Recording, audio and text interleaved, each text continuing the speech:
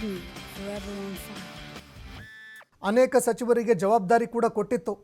ಯಾರ್ಯಾರು ತಮ್ಮ ತಮ್ಮ ಕ್ಷೇತ್ರಗಳಲ್ಲಿ ಉಸ್ತುವಾರಿ ಸಚಿವರು, ಅದೇ ರೀತಿಯಾಗಿ ಬೇರೆ ಬೇರೆ ಸಚಿವರು ಅಭ್ಯರ್ಥಿಗಳನ್ನು ಗೆಲ್ಲಿಸಿಕೊಂಡು ಬರುವಲ್ಲಿ ವಿಫಲರಾಗ್ತಾರೆ, ಮುಂದಿನ ದಿನಗಳಲ್ಲಿ ತಲೆದಂಡ ಫಿಕ್ಸ್ ಅಂತ ಹೇಳಿತ್ತು. ಇನ್ನು ಮತ್ತೊಂದೆಡೆ ಸರಿಯಾದಂತಹ ಪರ್ಫಾರ್ಮೆನ್ಸ್ ಯಾರ್ದಿಲ್ಲ, ಅಂದರೆ ಯಾರ್ಯಾರು ತಮ್ಮ ಇಲಾಖೆಯಲ್ಲಿ ಸಚಿವಾಲಯದಲ್ಲಿ ಸರಿಯಾದಂತಹ ಅಭಿವೃದ್ಧಿಗಳನ್ನು ಸರಿಯಾದಂತಹ ಕೆಲಸಗಳನ್ನು ಮಾಡಿಲ್ಲ, ಅವರಿಗೆ ಕೋಕ್ ಕೊಡುವಂತಹ ಸಾಧ್ಯತೆ ಇದೆಯಾ? ಈಗಾಗಲೇ ಸಚಿವ ವರದಿಯನ್ನು ಪಡೆದುಕೊಂಡಿದೆ ಹೈಕಮಾಂಡ್. ಯಾರ್ಯಾರು ಸಚಿವರಿದ್ದಾರೆ, ಯಾರ್ಯಾರು ಆಕಾಂಕ್ಷಿತರಿದ್ದಾರೆ, ಅವರ ಒಂದು ವರದಿಯನ್ನು ಕೂಡ ಹೈಕಮಾಂಡ್ ತರಿಸ್ಕೊಂಡಿದೆ. ತನ್ನದೇ ಒಂದು ತಂಡವನ್ನು ಕಳಿಸಿ ಮಾಹಿತಿಗಳನ್ನು ಕಲೆ ಹಾಕಿದ್ದಾರೆ ವರಿಷ್ಠರು. ಅಂದರೆ ಬೇರೆ ಯಾರಿಂದನೂ ಕೂಡ ಮಾಹಿತಿ ಪಡ್ಕೊಂಡಿಲ್ಲ. ಇದೇ ಕಾರಣಕ್ಕೆ ತಮ್ಮದೇ ಒಂದು ತಂಡವನ್ನು ರಚನೆ ಮಾಡಿ ಯಾರ್ಯಾರು ಸರಿಯಾಗಿ ಕೆಲಸ ಮಾಡಿದ್ದಾರೆ, ಸಚಿವಾಲಯ ಅದೇ ರೀತಿ ಚುನಾವಣೆಯಲ್ಲಿ ಯಾರ್ಯಾರ ಪರ್ಫಾರ್ಮೆನ್ಸ್ ಯಾವ್ಯಾವ ರೀತಿ ಇದೆ, ಇದೆಲ್ಲದಕ್ಕೂ ಸಂಬಂಧಪಟ್ಟಂತೆ ಮಾಹಿತಿಗಳನ್ನು ಕಲೆ ಹಾಕಿದ್ದಾರೆ. ಯಾರ್ಯಾರು ಅಸಮಾಧಾನಿತರಿದ್ದಾರೆ, ಯಾರಿಗೆ ಅವಕಾಶ ಕೊಡಬೇಕು, ಆ ವಿಚಾರಕ್ಕೆ ಸಂಬಂಧಪಟ್ಟಂತೆ ಸಾಕಷ್ಟು ಮಾಹಿತಿಗಳನ್ನು ಪಡೆದುಕೊಂಡಿದೆ. ಈ ಬಗ್ಗೆ ಮತ್ತಷ್ಟು ಮಾಹಿತಿ ಕೊಡ್ತಾರೆ ಪ್ರತಿನಿಧಿ ಶಿವಕುಮಾರ್ ಜೋಹಳ್ಳಿ, ಫೋನ್ ಸಂಪರ್ಕದಲ್ಲಿ ಜಾಯ್ನ್ ಆಗಿದ್ದಾರೆ. ಶಿವಕುಮಾರ್, ಈಗಾಗಲೇ ಅನೇಕರು ಬಹಿರಂಗವಾಗಿ ಅಸಮಾಧಾನ ಹೊರಹಾಕಿದರು. ಅದೇ ರೀತಿ ಮುಂದಿನ ದಿನಗಳಲ್ಲಿ ಸಿಗತ್ತೆ ಅನ್ನುವಂತಹ ನಿರೀಕ್ಷೆ ಕೂಡ ಅನೇಕ ಶಾಸಕರಲ್ಲಿದೆ.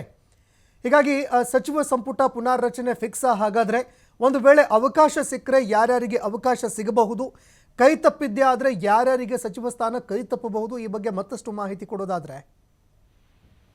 ಸಂತೋಷ್, ಕಳೆದ ಹಲವು ದಿನಗಳಿಂದಲೂ ಕೂಡ ರಾಜ್ಯ ಸಚಿವ ಸಂಪುಟ ಪುನಾರಚನೆ ಆಗತ್ತೆ, ಕೆಲವರಿಗೆ ಸಚಿವರನ್ನ ಕೈ ಬಿಡ್ಲಾಗತ್ತೆ ಅನ್ನುವಂತಹ ಚರ್ಚೆಗಳು ನಡೆದಿತ್ತು. ಆದ್ರೆ ಯಾವುದೂ ಕೂಡ ಕ್ಲಾರಿಟಿ ಇರಲಿಲ್ಲ.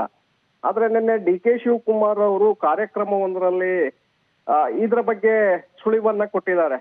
ಯಾಕಂದ್ರೆ ಈಗ ನಿಗಮ ಮಂಡಳಿಗಳಿಗೆ ಅಧ್ಯಕ್ಷರನ್ನ ನೇಮಕ ಮಾಡಲಿದೆ, ಅವ್ರಿಗೆ 2 ವರ್ಷಗಳ ಒಂದು ಅವಕಾಶವನ್ನ ಮಾಡಿಕೊಟ್ಟಿದ್ದೇವೆ. ತದನಂತರದಲ್ಲಿ ಉಳಿದ ಅವಧಿಗೆ ಮತ್ತೊಬ್ಬರಿಗೆ ಅವಕಾಶವನ್ನ ಮಾಡಿಕೊಡ್ತೇವೆ. ಹಾಗಾಗಿ ಪಕ್ಷದಲ್ಲಿ ಯಾರು ನಿಷ್ಠಾವಂತರಾಗಿ ಕೆಲಸವನ್ನ ಮಾಡಿದ್ದಾರೆ, ಚುನಾವಣೆ ಸಂದರ್ಭದಲ್ಲಿ ಪಕ್ಷಕ್ಕೆ ದುಡಿತಾ ಇದ್ದಾರೆ, ಅಂತವ್ರಿಗೆ ಎಲ್ರಿಗೂ ಕೂಡ ನಾವು ಅವಕಾಶವನ್ನ ಕಲ್ಪಿಸ್ಕೊಡ್ತೇವೆ ಅಂತೇಳಿ ಹಿಂದೆ ಡಿ.ಕೆ. ಶಿವಕುಮಾರ್ ಅವರು ಹೇಳಿದ್ರು. ಸೊ ನಿನ್ನೆ ಅದೇ ವಿಚಾರವನ್ನ ಮತ್ತೆ ಪುನರುಚ್ಚರಿಸಿದ್ದಾರೆ. ಜೊತೆಗೆ ಸಚಿವರಿಗೂ ಕೂಡ ಇದು ಅನ್ವಯ ಆಗತ್ತೆ ಅನ್ನುವಂತ ಒಂದು ಮಾತನ್ನ ಹೇಳಿದ್ದಾರೆ. ಸೊ ಆ ಕಾರಣಕ್ಕೆ ಅಧಿಕೃತವಾಗಿ ಈಗ ಸಂಪುಟ ಪುನಾರಚನೆ ಆಗೋದು ಬಹುತೇಕ ಖಚಿತ ಅನ್ನುವಂತ ಒಂದು ಮಾಹಿತಿಗಳು ಈಗ ಸಿಗ್ತಾ ಇದೆ. ಆದ್ರೆ ಯಾವಾಗ ಅನ್ನುವಂಥದ್ದು ಇನ್ನೂ ಕೂಡ ಅಂತಿಮವಾಗಿಲ್ಲ. ಡಿಸೆಂಬರ್ ನಂತರ ಅನ್ನುವಂತ ಮಾತುಗಳು ಈಗ ಕೇಳಿ ಬರ್ತಾ ಇದ್ರೆ, ಆದ್ರೆ ಬಜೆಟ್ ನಂತರ ಸಂಪುಟ ಪುನಾರಚನೆ ಆಗೋದು ಬಹುತೇಕ ಖಚಿತ ಅನ್ನುವಂಥದ್ದು ಕಾಂಗ್ರೆಸ್ ಮೂಲಗಳಿಂದ ಸಿಗ್ತಾ ಇರುವಂತ ಮಾಹಿತಿ. ಪ್ರಸ್ತುತ ಈಗಾಗಲೇ ಹೈಕಮಾಂಡ್ ಕೂಡ ಇದರ ಬಗ್ಗೆ ಚರ್ಚೆಯನ್ನ ಮಾಡಿದೆ.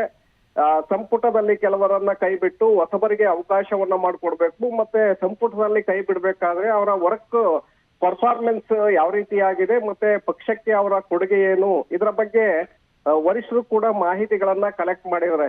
ತಮ್ಮದೇ ಆದಂತ ಒಂದು ತಂಡವನ್ನ ರಾಜ್ಯಕ್ಕೆ ಕಳಿಸಿ ಜನರ ಅಭಿಪ್ರಾಯವನ್ನ ಸಂಗ್ರಹ ಮಾಡುವ ಮೂಲಕ ಯಾವ ಸಚಿವರು ಸಮರ್ಥವಾಗಿ ಇಲಾಖೆ, ಪಕ್ಷ, ಸರ್ಕಾರಕ್ಕೆ ಕೆಲಸವನ್ನ ಮಾಡ್ತಾ ಇದ್ದಾರೆ, ಯಾರು ಕಳಪೆಯಾಗಿದ್ದಾರೆ ಅನ್ನುವಂತ ಒಂದು ಡಾಟಾ ಈಗಾಗಲೇ ವರಿಷ್ಠರು ಸಂಗ್ರಹ ಮಾಡಿದ್ದಾರೆ.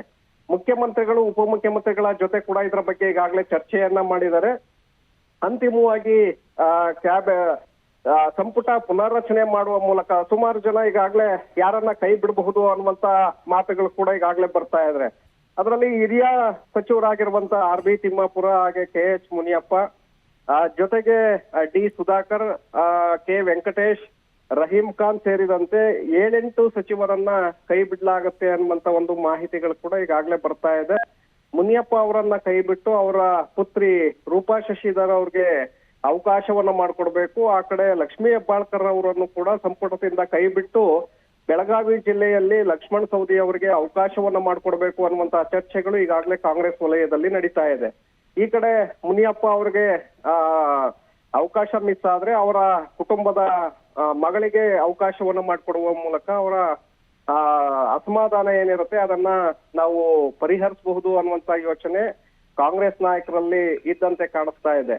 ಹಾಗೆ ಮಹಿಳಾ ಕೋಟಾದಿಂದಲೂ ಕೂಡ ಅವಕಾಶವನ್ನ ಮಾಡಿಕೊಡುವ ಮೂಲಕ ಮತ್ತೊಂದು ಕಡೆ ಅಲ್ಲಿ ಲಕ್ಷ್ಮಣ್ ಸವದಿ ಅವರಿಗೆ ಅವಕಾಶವನ್ನ ಮಾಡಿಕೊಡೋದಕ್ಕೆ ಹೆಬ್ಬಾಳ್ಕರ್ ಅವರನ್ನು ಕೂಡ ಸಂಪುಟದಿಂದ ಕೈ ಬಿಡ್ಲಾಗತ್ತೆ ಅನ್ನುವಂತಹ ಚರ್ಚೆಗಳು ಈಗ ಶುರುವಾಗಿದೆ. ಆದ್ರೆ ಯಾವುದು ಕೂಡ ಇದು ಅಂತಿಮ ಅಲ್ಲ.